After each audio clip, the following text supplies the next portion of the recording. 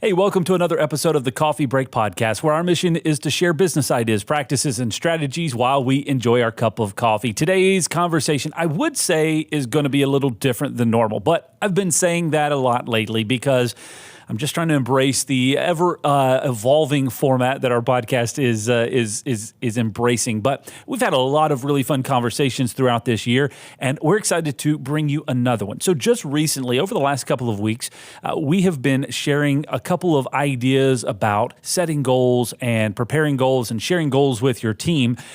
With our BusinessMeeting.Online group. This is a group of business owners from across the country and Canada that meet 2 times a week now, Mondays and Wednesdays, to just work on each other to continue to improve ourselves so that we can work on improving our businesses. And so I surprised our group with a question so that we could share this conversation with you. How are you planning to set goals for the upcoming year, and how do you plan on sharing those goals with your team? Just a quick little insight of a conversation that I hope will spark some interest in you, or maybe some thoughts in you as to how am I going to set goals and share goals with my team this coming year, because it's all about setting some achievable goals. You can use a SMART method or whatever that is, but if I want to get from X to Y by when, I need to establish that clear goal and then figure out a plan to get there. And the more people that I can bring into that plan, the better chance we have at executing on it. So that's going to be the conversation for today with our BusinessMeeting.Online group. So grab a cup of coffee and get ready for this conversation. We got so much to say. We got a podcast to make. We're sipping on lattes, and it's time for a coffee break. It's time for a coffee break. So welcome, everybody. Thank you for taking time out of your schedules, and I have convinced you all to record a quick little podcast episode with us. Last week, we talked a lot about setting goals and implementing goals in your organization, and then even more so sharing goals inside of your organization. So, this is our BusinessMeeting.Online group. A few of them, I sent an email out and said, hey, if you want to participate, then join us. If you don't, then don't join us.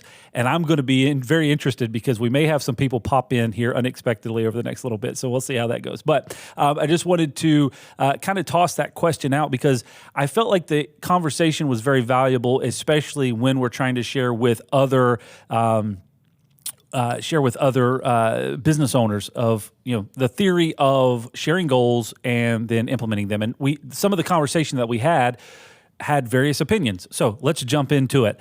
Number one, kind of a question that I'll ask around the room is, one, what are your thoughts on setting goals for your organization? Have you operated in the past where you haven't set goals versus times that you have set goals, and what have the differences been? So who wants to volunteer to answer that question first? I think thinking back to our conversation from last week, one of the big things that stuck out to me was the ability to have buy-in on goals and make sure that people have ability to participate in the creation of those goals. So coming in and saying, this is what we're going to do, this is how we're going to do it, may not lead to much buy-in, as opposed to coming in and saying, guiding people to, figure out what the goal should be, maybe set some preliminary expectations and then come up with a goal as a group. That is one of the main things that resonated with me that we've learned in our organization, and then another thing we talked about last week. So. Very cool. Who else has some thoughts on that? Times that you've operated without a goal in mind, and those that you have, and kind of what are the lessons you learned from that? So I'll take a shot at this and help you out with the dead air. So we've never really done a forecast budget like that. We're looking forward to it this year. One of the things that came out of this group for us was sharing financials, and being able to do that has enlightened our staff, our management team, so that they understand where the company is now and where we want to go. We always say, we want to do 10% increase in sales per year, but it really meant nothing before. So, with what we've done through this pandemic, we've had a lot of time to study the financials with the team, and we're looking forward to doing that forecast. We're actually doing our meeting next week. So this really helped out a lot. Very cool. It's been an exciting thing to watch because it's been I guess a a long-term process for us over time to continue to, I guess, share the specific measurables so that we can get everybody engaged in the conversation. And it's been something that's been a learning experience for us, but it has been kind of this new thing to navigate. So it's really cool to hear that you're in that process as well. Who else? I think Gary or Glenn was getting ready to say something as well. Yeah, we haven't used definitive goals very well in our business. We might have a goal, we're going to come out with this new line and sell it, but we don't put a goal, a dollar amount, or a number amount. And I think that's important to do that, because then you have to figure out how you're going to get to that point that you establish. So I'm actually going to try to experiment this week on something we're trying to get into.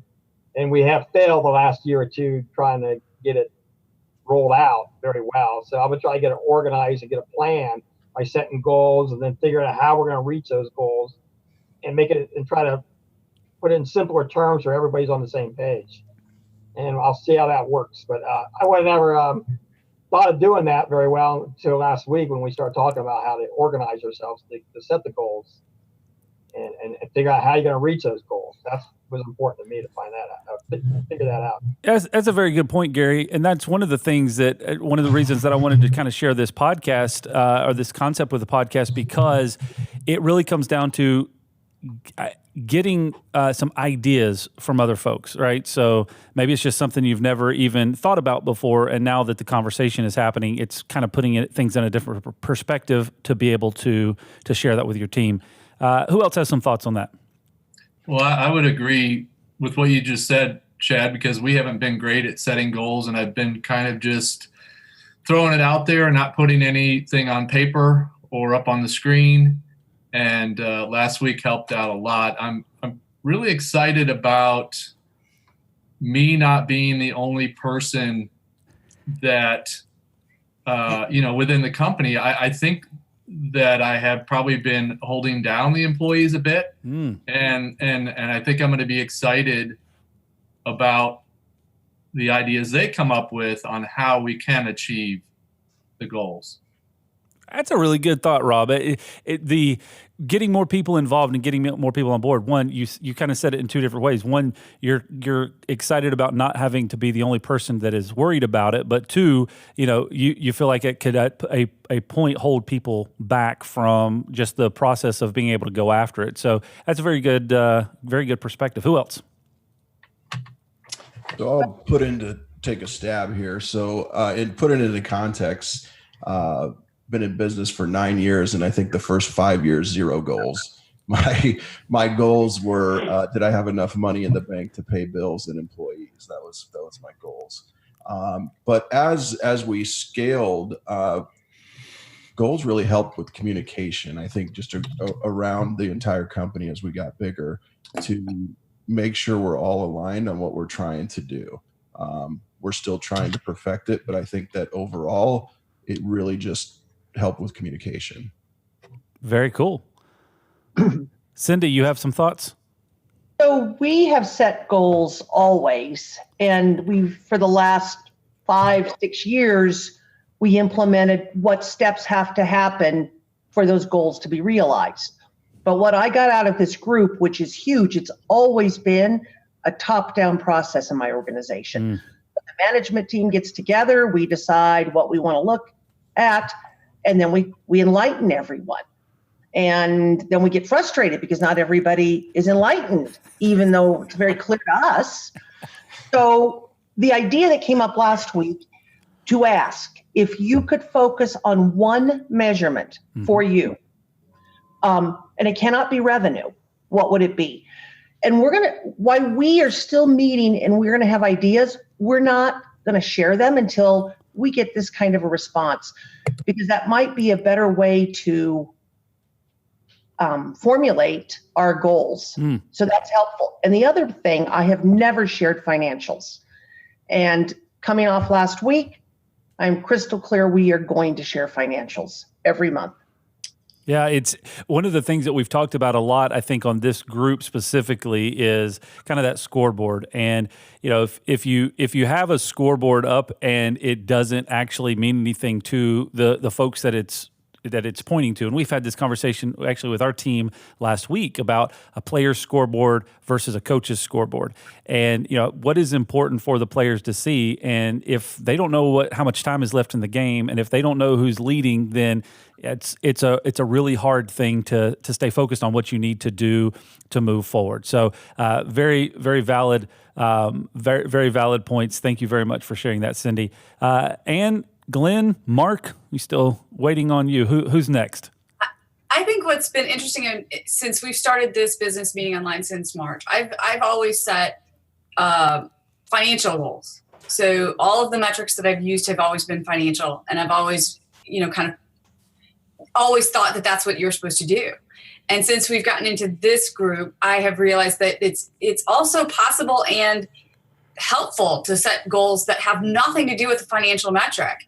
And so just reading 4 disciplines of execution and digging into the concept that sometimes the most important thing that has to happen in the company has nothing to do with a financial metric, and that goal setting that surrounds it doesn't have to be a dedication to keeping track of our financials at all times. Because I think that sometimes I've been mired in the past in that, and all of my goals have been really focused on that. And I'm changing that perspective a ton, because I think that it hasn't been necessarily as helpful in my team building as it could be. Because I think, Cindy's point or even Ken's point where they're saying, putting some of this financial stuff out there, a lot of times my techs have been overwhelmed by that just, they find it, almost exhausting and a little bit of a burden, and maybe their attention to the goal isn't as important. But I think Tony said it at the beginning, and I think it's true, is if they don't have the buy-in, it's a hollow goal. And I've kind of pushed that rock for a long time. So I'm trying to make, more inclusive, meaningful goals as more of the intention, as a way to kind of focus everybody's energy in one place rather than, I think it gets diluted sometimes if it's just a financial metric that the goal is based on. Yeah, as Lars says frequently, the old lead and lag debacle of 2020, where we spent many, many, many days trying to figure that process out. And but it's exactly what you're saying. I think that what everybody's kind of going back to is there is a happy medium between lead and lag measures. The lead measures are something that everybody can kind of get buy-in to, understand what they can do on a behavioral basis to affect that, and the lag measure tells us if that behavior is working. And so that's really kind of the major 2 components. If you can marry those things together and get a good scoreboard, then it can be a very valuable piece of information. Anne mentioned the 4 disciplines of execution. I know if you go back a couple of episodes on the podcast where we chatted with our team member Sam Gray of how they implemented the 4 disciplines of execution, it maybe give you a little more context into what we're talking about there. Who else? Mark, Glenn, who's next? So this past year for us, I mean, obviously with COVID and this group has been very enlightening to help give us some perspective for our company and our operations. And we have spent a lot of time gathering, metrics and information about our operation to understand better how we work inside. And this year ahead, goal setting is a must for us, especially as we are growing. We're expanding and trying to take that next step. We have a lot more people involved from a management standpoint. So it's not just 1 or 2 people that are kind of steering the ship now. And having goals in place that everybody can be working towards and keep everyone on the same page to understand how the big picture looks is critically important to taking that next step. So a lot of what we've been learning here and sharing with the group is going to be instrumental in helping us get to that next level. Very cool, Mark. Plus, I really like your coffee cup that you have in the back on your desk there. It's a nice coffee break podcast coffee cup. Very cool. All right, Glenn, wrap us up here. Good question. This is such a Sisyphean task, rolling the rock up the hill, that we all try to intake every year. And I think that some of the questions pop up and we forget them, and we have to remind ourselves that goals need to be specific. And I think for me, that's been the biggest thing, is each of you is sort of shown me a different specific goal that is really enlightening to me. And so it reminds me, something my father used to say, is a specific question will get a specific answer. A general question will get a general answer. And I'm real guilty of sometimes having a general goal. Let's grow 20%. Let's grow 10%. Let's add new customers this year. But it was a general goal, so we rarely hit it because it was way too general. But getting more specific, then it becomes a little bit easier. It becomes a real target. It's not a general target, it's a specific target. But I too, the lead lag discussions that we've had, I really, what I've got out of that is really a lot of the open book stuff that we do is oftentimes very financially oriented. So I'm with Ann. Financial numbers are, they're really results oriented, but oftentimes it's the activities that are the most important things that help us get there. And that really, I feel like I've learned a lot just in the last several months about let's focus on some activities. And if we do the right activities, the results will come.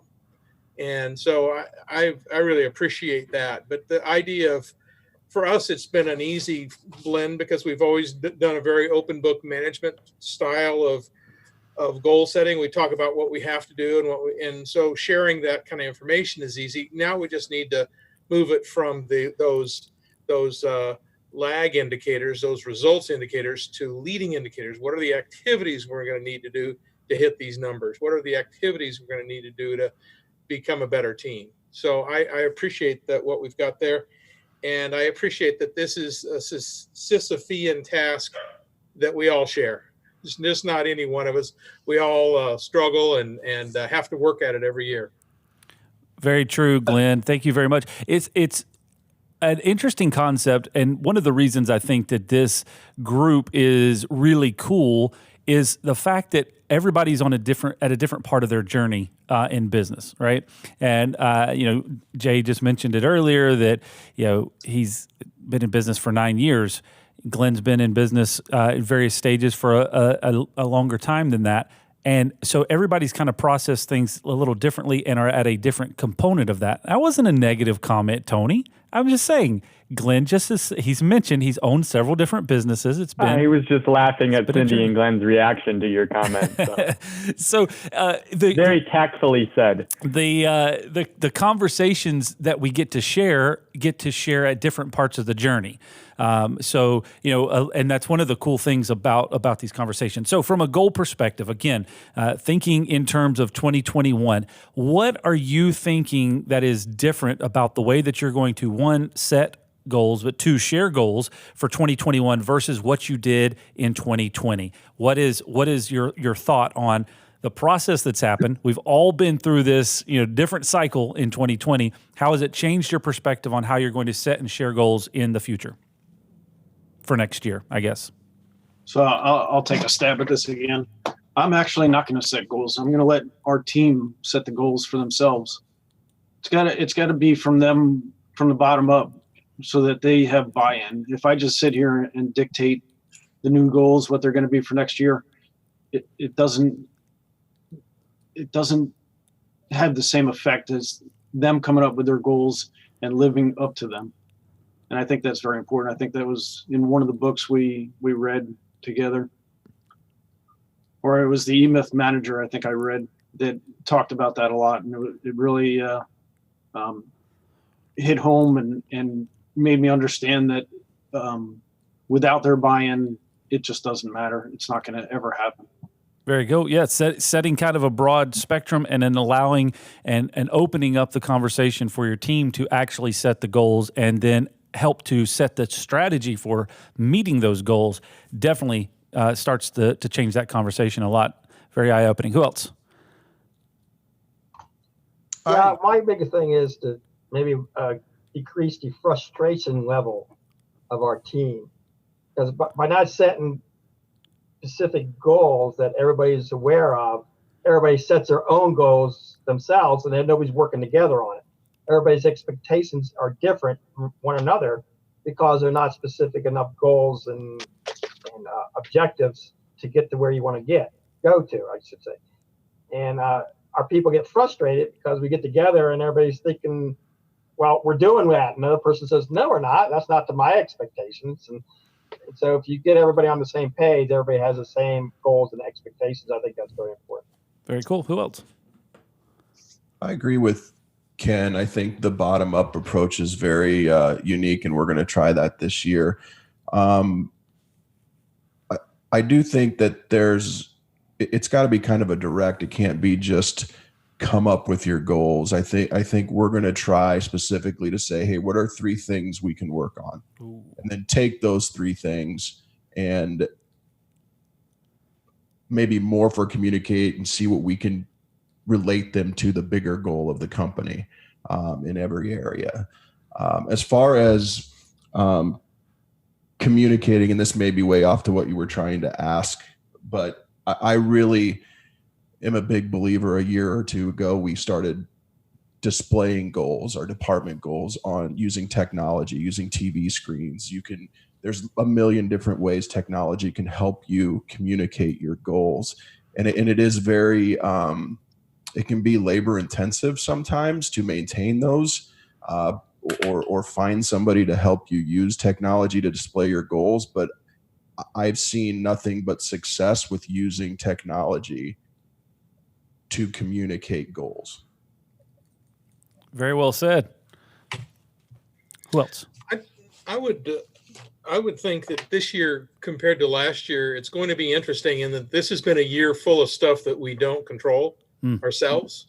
We've kind of been all out of control. And if we've been out of control, trust me, our people have been feeling pretty out of control. And the whole goal setting process and coming up with a goal that you can own and work on is a way to gain some control back. And if we want to get our people feeling more comfortable and relaxed and that life is going to be okay, is if we show them that the sky is not falling, and we help them find a way to find a goal or something that they can manage and control, I think we're going to come up with friendlier, happier, more content employees. And a lot of employees aren't having that right now. Yeah. I went to the grocery store for the first time in 8 months on Saturday, and there's a lot of people there that are working. They're just, I think, scared to death. And I'm guessing that a lot of businesses like ours have a sack full of employees that are all scared to death. And if we can help give them something that they can have control over, we're giving them the greatest gift. And I think that we'll come out of it much stronger than our competitors, for sure. And we'll come out stronger as companies ourselves. Yeah, well said, Glenn. I'd be interested in the stockpile that you had to survive 8 months without going to the grocery store, but that's probably a conversation for another time. Who else? So we've done last year was the first year that we really did anything about goals, and we did a decent job of setting those goals, but we didn't do a very good job of figuring out the steps we need to take to actually achieve those goals. So this year, one thing we're going to focus on is trying to kind of figure out the steps that we need to take to achieve the goals. On our call last week, you mentioned how many cameras you need to sell, how many access systems you need to sell. Okay, so if we want to do this, what is it going to take to achieve that? So actually getting down to the tangible items that need to happen to achieve those. The other thing we're going to try to do is communicate better how people's individual goals contribute to the overall company goals. If your role is to do X, how does that impact Y? So try to communicate that a little bit better. Very cool. Thank you, Tony. Who else? I think to add a little bit to what Glenn was talking about, I think 2020 was the first year that I actually have felt vulnerable. And I think that showing some of that vulnerability to my employees was helpful in that it changed a little bit of the loyalty dynamic, because we definitely projected a whole lot more of we're all in this boat and we all better row together. And it kind of made goal setting a whole lot easier this year, because everybody was really on a focused row, because I started with a little bit of vulnerability. And I think that taught me a little bit about setting a goal, not just in the buy-in, but also in the, explaining everything. I think that, I sometimes get caught up in the strategic or the financial vision and not necessarily on the journey. And the goal is the journey, and you have to follow it where it's going to lead you. But I thought this year was better and different, and I'm going to try to use that as a template for future. Very well said, AFG. Who else? Nobody can top that. I didn't feel like that was that profound, but at the same time, it maybe is, because in the 20 years I've been doing this, I don't know that I've ever really said I'm vulnerable in business. I think I've always been, you get so used to being the top cat and the top dog, and you're so strong in your opinions, and you honestly want everybody to follow you at all times. It's different to be on the other side where you go, I don't know what's going to happen and how it's going to affect us. No, it's very true. And I've never really thought of you as somebody that didn't have a strong opinion. So, but it is very, very true that it is, from a transparency perspective and a vulnerability perspective, you read a lot about that in books, and it's so opposite of that typical type of individual that is set up to lead the organization, is to stand up and say, yeah, I don't know what we're going to do here, but together we're going to figure it out. So I think that's very well said. And having that level of transparency with your team, and I think to underline what everybody has said to this point, is to allow and kind of get out of the way. Maybe it's not even allow, it's having enough humility to get out of the way and say, hey, I want you to come and help us. Obviously, I haven't done a good job of setting the goals in the past, so I want you to come in and let's figure this thing out together, and then let's in that same analogy, row that boat together, and we could continue to go. Glenn just said, make room for others to help. That's probably a better way to say it, and create that level of we can move faster together. And I think Glenn says it quite frequently. You can. What is that thing you say, Glenn, about moving? You can move fast alone, but you can move something better together. I don't know what it. You're muted though. I can't hear you. So, but you probably just said it really great. If you want to move fast, go alone. If you want to move far, go with a group. There you go. Exactly that. So I applaud that. Just from a sake of time, I appreciate everybody's input today. We'll kind of draw a bow on this. And I just wanted to say I appreciate the fact of this community that has grown over the course of the last 10 months or so. I guess 9 months, I don't even know how to count. But over the last several months, that it's a level of community, one of accountability. Our business has developed so much more just even over the last little bit because it's a constant focus on what do we need to improve, and the conversation that happens with this group is to me just all about accountability for improvement and betterment in our organization. So I want to tell you guys all thank you very much, and this is a small sampling of the folks that are here on a regular basis, but that are constantly striving for improvement and striving for a better community. So I want to tell you all that I appreciate you and appreciate all the time that you've invested in our business and in all the other businesses that are on the call. Thank you very much for joining us for the podcast today, and we'll get back into our normal conversation here in just a few minutes. But thank you very much for being here. Can you copy this key? That's a question we get asked about 3,422 times a year. And how can you actually be sure that the person who asked that question is supposed to get a copy of that key? Well, we think you should always know who can copy your keys to your business and your home, because it could be your neighbor, an old employee, a contractor, or even worse, your mother-in-law. At Loc-Doc Security, we believe in protected key systems, so you always know who has a copy of your key. To find out more, visit locdoc.net or stop by our Charlotte location. Loc-Doc Security, helping you protect your people and your property. Well, thanks to all of our folks for the BusinessMeeting.Online group. Thank you for participating in that conversation. I hope you enjoyed that. If this was the first episode that you've listened to or watched, well, we want to invite you to subscribe because we do a brand new episode every Tuesday at 9 a.m. And in order for you to be on top of that, it's best for you to subscribe. So to find out all the details, all you have to do is go to locdoc.net/podcast. You can jump there, links to all of the podcast platforms that we're on. You can find out more there, or you can go to YouTube or Facebook. Make sure you follow us or subscribe on those channels, and you'll see that brand new episode every week as well. Just search for Loc-Doc and Podcast, and you'll find it. Actually, if you just Google Loc-Doc Podcast, you'll find a huge amount of links that you can jump on to subscribe and make sure that you get the latest episode every week. We're always talking about business ideas, practices, and strategies, and we want to share the latest episodes with you. So make sure you subscribe so that you'll get that. Thank you for joining us this week, and we'll be sure to see you next week right here on the Coffee Break Podcast.